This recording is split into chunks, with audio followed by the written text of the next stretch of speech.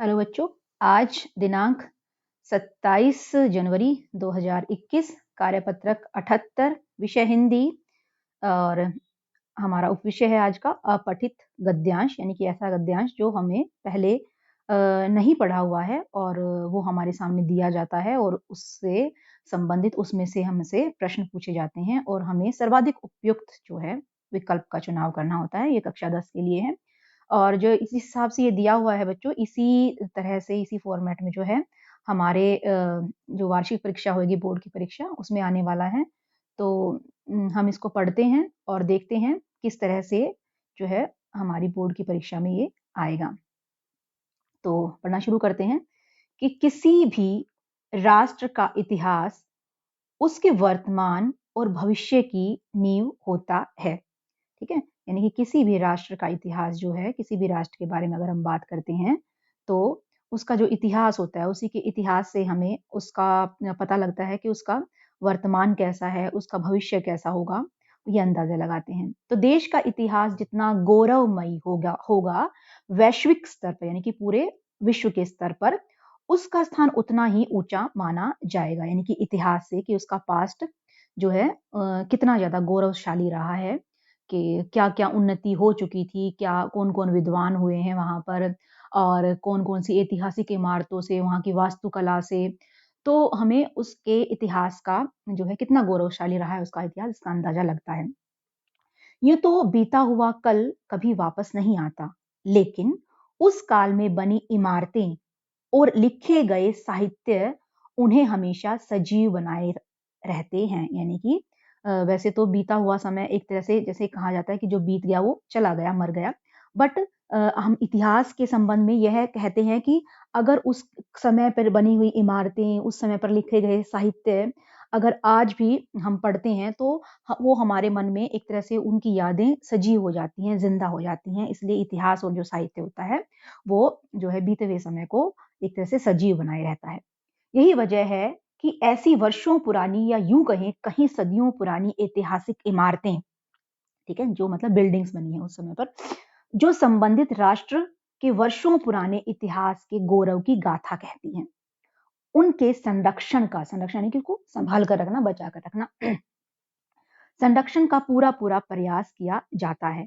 भारत में भी ऐसे कई ऐतिहासिक मकबरे, मस्जिद, मंदिर और अन्य इमारतें हैं जो स्वयं हमारे विशाल सम्मानजनक इतिहास की कहानी कहती हैं।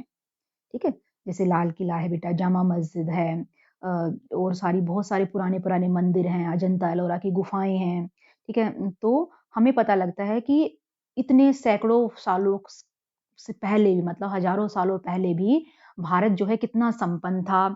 यहाँ की वास्तुकला जो है कितनी ज्यादा निखरी हुई थी उस वक्त पर ही, और वैज्ञानिक तरीके से जो इमारतें बनाई गई हैं जैसे जंतर मंतर है, तो हमें पता लगता है कि भारत का जो इतिहास है वो कितना जो है उस समय पर भी मतलब कितना ज्यादा गौरवशाली रहा होगा। तो ये जो होती हैं पुरानी इमारतें हमारे सम्मानजनक इतिहास की कहानी कहती हैं। लेकिन समय के साथ साथ इन इमारतों और उनमें रखे गए साहित्य को बहुत ही नुकसान पहुंचा है। हमने भी परवाह किए बगैर उन अनमोल धरोहरों को मनमाने ढंग से खंडित किया है। लेकिन यह भी सत्य है कि वक्त रहते हमने अपनी भूल को पहचान लिया और अपनी विरासत को संभालने की दिशा में कार्य करना शुरू कर दिया है। यानी कि जो खंडित हो रही थी, जो टूट रही थी, जो बिखर रही थी, जिसको संभाला नहीं जा रहा था, तो कहते हैं कि समय रहते उस भूल को पहचान लिया। जो हम उसके प्रति उदासीन हो गए थे, हमने उस भूल को रियलाइज करा और उसको संभालने की दिशा में कार्य शुरू कर दिया है। पुरानी हो चुकी जर्जर इमारतों की मरम्मत की जाने लगी। उजाड़ भवनों और महलों को पर्यटन स्थल बना उनकी चमक को बिखेरा गया। पर्यटन स्थल मतलब पर्यटकों के लिए उनको खोल दिया गया, और ताकि देश विदेश से पर्यटन वहां पर आए, उनका रख रखाव भी किया गया कि इसी बहाने कि जो है उनका रख रखाव भी हो जाएगा और हमारे देश का गौरव भी सारे संसार में फैलेगा। किताबों और स्मृति चिन्हों को, ठीक है, किताबों और स्मृति चिन्हों को, यानी कि उस समय के जो स्मृति चिन्ह थे, को संग्रहालय में जगह दी गई। परंतु विरासत को संभाल कर रखना इतना आसान नहीं है।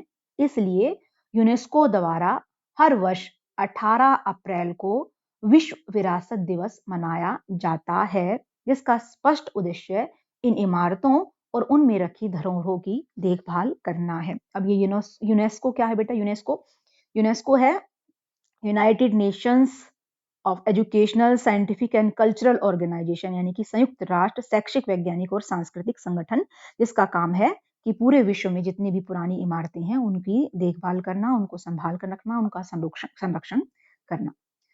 तो अब ये था, आपको समझ में आ गया होगा, ये था हमारी पुरानी ऐतिहासिक इमारतों, ऐतिहासिक साहित्य, जो पुराना साहित्य है उनको संभाल कर संजो कर रखने के संबंध में।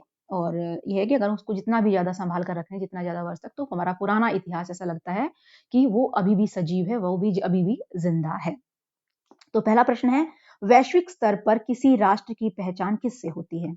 तो इसके जो हमारी बोर्ड की परीक्षा है उसमें इसी तरह से पूछा जाएगा। उसके हमने 4 ऑप्शन दिए होंगे, तो हमें सही उत्तर का चुनाव करना है, जो आपको सबसे ज्यादा सही विकल्प लगता है। तो वैश्विक स्तर पर, यानी कि विश्व के स्तर पर किसी भी राष्ट्र की पहचान किससे होती है? उसके भूगोल से, उसकी शक्ति से, उसके इतिहास से, या उसकी अर्थव्यवस्था से। तो सही उत्तर है उसका उसके इतिहास से। पुरानी ऐतिहासिक इमारतों के संरक्षण का पूरा प्रयास क्यों किया जाता है? क्यों किया जाता है कि उनको संभाल कर रखें हम पुरानी ऐतिहासिक इमारतों को? क्योंकि वे हमारे धर्म से संबंधित हैं इसलिए, क्योंकि वे राष्ट्र के इतिहास की गौरव गाथा कहती हैं इसलिए, क्योंकि वे सजीव हैं इसलिए। सजीव हैं नहीं, वो सजीव नहीं है, लेकिन जब हम उनको देखते हैं, सुनते हैं, पढ़ते हैं उनके बारे में, तो हमें वो यादों में हमारी वो जिंदा हो जाते हैं, तो इसलिए हमें सजीव प्रतीत होती हैं। वो हमारे धर्म से संबंधित है केवल, क्या इसीलिए संभाल कर रखते हैं? नहीं। सही उत्तर है क्योंकि वे राष्ट्र के इतिहास की गौरव गाथा कहती हैं कि किसी भी राष्ट्र का इतिहास कितना ज्यादा गौरवमयी रहा है। तीसरा प्रश्न है, हमारे सम्मानजनक इतिहास की कहानी कौन कहता है? ऐतिहासिक मंदिर कहते हैं, ऐतिहासिक मकबरे कहते हैं, ऐतिहासिक इमारतें कहती हैं, या सभी कहते हैं? इसका उत्तर आएगा सभी, क्योंकि ऐतिहासिक मंदिर, मस्जिद, इमारतें और मकबरे जो भी हैं वो हमारी ऐतिहासिक इमारतें हैं। तो ये सभी जो हैं हमारे इतिहास की कहानी को कहते हैं। अगला प्रश्न है, समय रहते हमने अपनी किस भूल को पहचान लिया? कि क्या भूल कर रहे थे हम?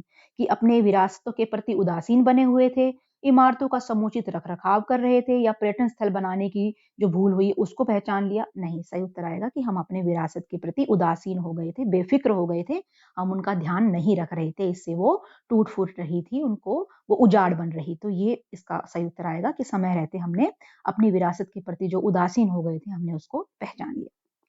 पांचवा प्रश्न है, इतिहास किन से सजीव बनता है? तो इतिहास क्या पेड़ पौधों से सजीव बनता है, उसकी इमारतों और साहित्य से बनता है, कहावतों से बनता है, या आने वाले कल से बनता है? सही उत्तर होगा इसका इमारतों और साहित्य से। कि अगर उसका इमारत और साहित्य आज भी अगर हमने संजो कर संभाल कर रखा है, तो जब हम उसको देखते हैं, साहित्य को पढ़ते हैं, तो हमारा इतिहास आज भी हमारे सामने सजीव प्रतीत होता है। अगला प्रश्न है, विश्व विरासत दिवस प्रत्येक वर्ष किस तिथि को मनाया जाता है?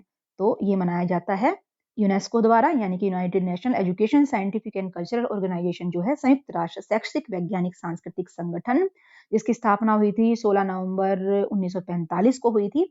तो ये उसके द्वारा मनाया जाता है। तो विश्व विरासत दिवस मनाया जाता है 18 अप्रैल को। अंतिम प्रश्न है कि विश्व के प्रसिद्ध ऐतिहासिक स्थलों और इमारतों के संरक्षण, यानी कि इमारतों को संभाल कर रखने के लिए कौन सी वैश्विक संस्था कार्य कर रही है? तो इसका सही उत्तर है हमारा यूनेस्को। फिर से बता देती हूँ यूनेस्को की full form, united nation educational, scientific and cultural organisation. तो ये हमारी जो है संस्था है, ये इन इमारतों के संरक्षण की जिम्मेदारी इसने ली रखी है। अब कोविड के संदर्भ में उचित व्यवहार संबंधी संदेश है कि कोविड अप्रोप्रिएट बिहेवियर, कि कोविड-19 के विरुद्ध लड़ाई में सुरक्षित रहने के लिए हमेशा मास्क पहने। तो ये थी हमारी वर्कशीट नंबर 78 और अपठित गद्यांश। और हमारे जो वार्षिक परीक्षा है उसमें इसी तरह से आएगा, पद्यांश दिया होगा, नीचे उसके प्रश्न दिए होंगे और हर प्रश्न के 4-4 विकल्प होंगे और हमें सही विकल्प का चुनाव करना है। तो आप इस तरह का जो फॉर्मेट है बेटा, इसकी अच्छे से तैयारी कर लीजिए। धन्यवाद।